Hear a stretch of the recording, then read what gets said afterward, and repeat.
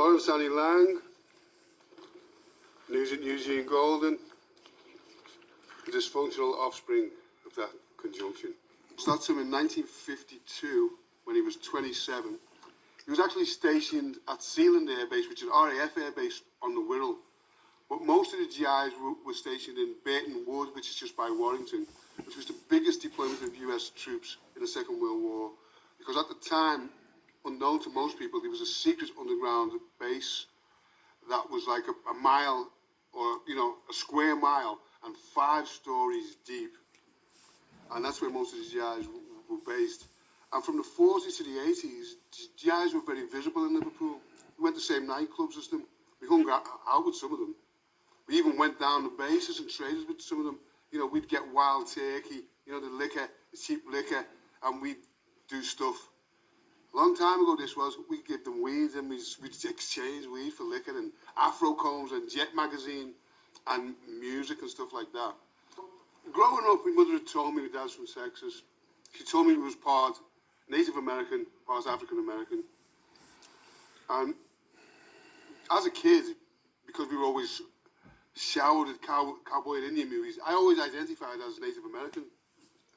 And when I was 3, I was still getting cards and letters from my dad. He'd been stationed in 27 different places.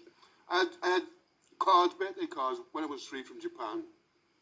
I had a photograph from Anchorage in Alaska, which I couldn't see his face on it. And for 60 years, I'd looked at that picture. It was only when we traced my other sister, who he'd had in Spain, her boyfriend, Victor, goes, there's a writing on the back. He draws a message to me. You can't see the face, but it is me. And I looked at it and I thought, for 60 years, I hadn't bothered to turn the photo over. I'd just been staring at it, trying to see what he looked like. Because everybody used to say, you look like him. I went to the Liverpool Collegiate, which is one of the best schools in Liverpool at the time. It was a grammar school, passed me 11 plus. But I was one of the very few black kids in an all-white school. We're sitting there, we did Latin. We're told this is the classical language because all England, associated with the ancient Greeks and Romans then. Teacher now has us reciting colours in all the different case endings. We have to recite the colour for black, it's nigger. So I'm the only black kid in a class of 30 kids reciting nigger, nigger, nigger, nigger-armus, nigger-artis, nigger-ant. Who am I going to appeal to? There's nobody. So to say I never experienced racism, I did. And that's probably, to some extent, it's not all obvious, but there's some damage there from that. I reckon it's kind of like, if I'm more angry than the average black person, it's because of things like that. But what helped me survive was having other black people around me. And also, my mother married a guy called Arturo Viado. He was a Cuban seaman. Liverpool's a big seaport. Most of my friends' dads, whether they were Scandinavian, whether they were Malayan, Somali, the dads were all seamen. So there was a lot of diversity there. But also, when I was growing up, a little taste of what the racism was like in Liverpool. I had a daughter to a girl when I was 18. The parents didn't like it. They separated her. Didn't tell me about the kid. The kid traced me 27 years later. And when I showed her Lucy's book, and she's reading about a lot of the brown babies that got adopted because they didn't want them or for whatever reason, she said, that's my story, Dad. I said, I know. I said, it's funny, what goes around comes around. This is history repeating itself. So, it's tied together a lot of things for me, what the book has. And also, it's given me something, a context in which not only do I exist in, but also my kids and my grandkids exist in that context. We're like Windrush people, but from a different black input. We're in World War II. Brown babies, why? We're not just these random chocolate drops that just happen to appear. They come out of a historical context. And I think that's very important because it really empowered me to find that out and also to meet and trace my dad. When I eventually traced him, a local brown baby, my age, I traced their mother, or I traced the father, through Shirley, who we used to run the War Babies organisation out of Birmingham, who I know Dave knows. No? There's somebody else here who knows her who I spoke to. You know it. Yeah. So I give her the information because I had letters, I had cards with all where he'd been stationed is written on it. She traced it. 2 years later, I got 2 names. And my mother had always told me, he was Cherokee and he was from Houston. And one guy came up with the same name, another guy came up with the same name, but he wasn't from Houston, he was from Austin. But I just knew that this was the one. And I wrote a letter. I got letters back, I got photographs. I've got 4 sisters over there. That's me when I eventually went over there. I was 43 then. That was 1999. I turn around and I just see somebody. I see a black woman and I see a black guy looking at me. And I just recognise my face. So we meet and we just hug and we're just crying straight away. We get in the car. Wanda Jean, the oldest, was driving. We drive to Pops. We're talking. It was like no distance between us. It was just like twin souls. I was 43 then. That was 1999. And he was like me, and we go for a drive, and he's telling me stuff. My grandmother, Eva May Crump, was a journalist for the Austin Argos, which was the first black-owned paper. And she was also a member of the ANCCP. She met Muhammad Ali, she met Jesse Jackson, she met the Brown Bomber, Joe Louis, she met a blues guy, Lightning Hopkins. And she met all these people, and when I got her scrapbook out, you'd see the correspondence she'd had with all these people. She was also part of the NCCP, is it? The NCAAP. She was very active during the civil rights and all this, and all the Baptist churches were.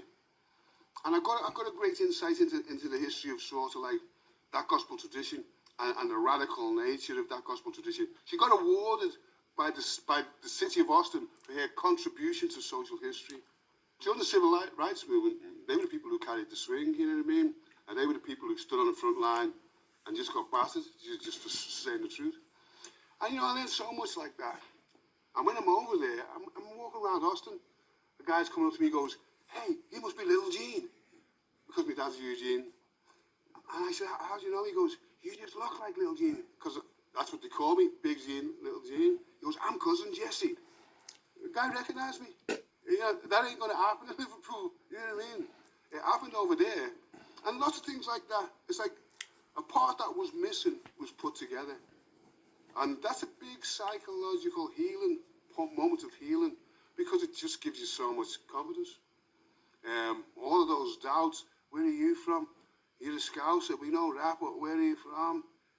That type of thing. I'm still not, there's still Liverpool people that think Scousers can only be white. You know what I mean? Brian doesn't like this. Brian's from Liverpool as well, but we've had different experiences. He was a Baptist preacher, and when he was in the forces, he was the cleric. He was like a cleric. I forget what they call it now. So he taught at St. John's Bible College. All the family, everybody over there were all into the church. They were all into gospel singing. Didn't smoke, didn't drink, didn't swear. I was like the anomaly. And they're all there. So we're going to church and that. I'm meeting people in the church that used to know my grandmother. And people are telling me, "You're more like the Mohawk side." I found out with Mohawk, it was Mohawk, not Native American. Because of my face as well, you know what I mean? And people see me on the street and go, "You want the Mohawks?" And I was like, that people recognize me. It's like, wow. And as I said before, cousin Jesse was like that. "You look like Little Jean. You must be Little Jean. Pop told me you were coming. I'd be like that. I'm Little Jean. I'm like over 6 foot." But because my dad's Big Jean. And he used to also call him in the forces Big Red, because he was, he was Red Indian as well as black.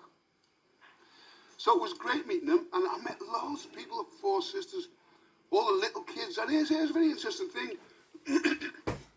His ex-wife, who was the mother of the 4 sisters, he was with somebody else now. But we all go around there for Sunday dinner, and little kids are turning up, little kids saying, you look like so-and-so. And because I've been an artist, I've been a performer, a poet, a creative, in inverted commas, they'd be like that. He's creative too, and we've got so-and-so, he's an actor, and he's a musician. You come from the same line. They were relating my personality to other people in the family, little kids and older people, and I thought, they're really slotting me in here and saying, this is why you're like that, because you look like these people. But what was interesting with meeting my dad, I got to find out about my mother, because He said to me, you know, you've been to Yemen, you've been to Saudi, you've travelled through North Africa, you've been all through Europe, and America, the Caribbean. He goes, that's not me. He says, that's your mother. I said, but you was in like 27 different countries. He goes, yeah, but I had the American Air Force with me. You went on your own.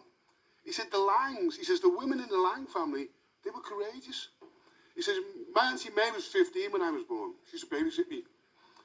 He said, your mother and your Auntie May, on Sunday, had bought a big cake. We're walking down the street. A local white guy in Liverpool comes up to me, dad, and calls him a nigger. My Auntie May hit him in the face with the cake and cursed him out. He said, that's what the Lang women were like. He says, they were fearless. He says, and what I see in you, he says, I see your mother in you. And over this side, everybody just see me dad. And it was just interesting putting the two halves together because I realised, you know, you don't realise how much you get from each parent, really. It takes somebody outside to say it, doesn't it? And if you don't meet the both of them, you only get one side of the story. You know, she'd say, you look like him. But I did a performance over there before sisters came, and they were like, Dad, you were just like Pops on stage. The way you was moving, the way you was speaking, it wasn't the same accent. He said, but it was Pop. And I was just blown away. Just being told that.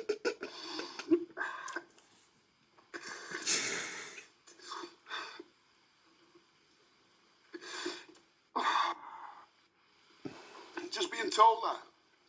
It's such a positive affirmation of who you are. And it just gives you strength.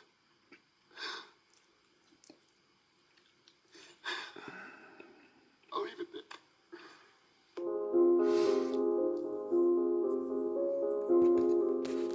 I was born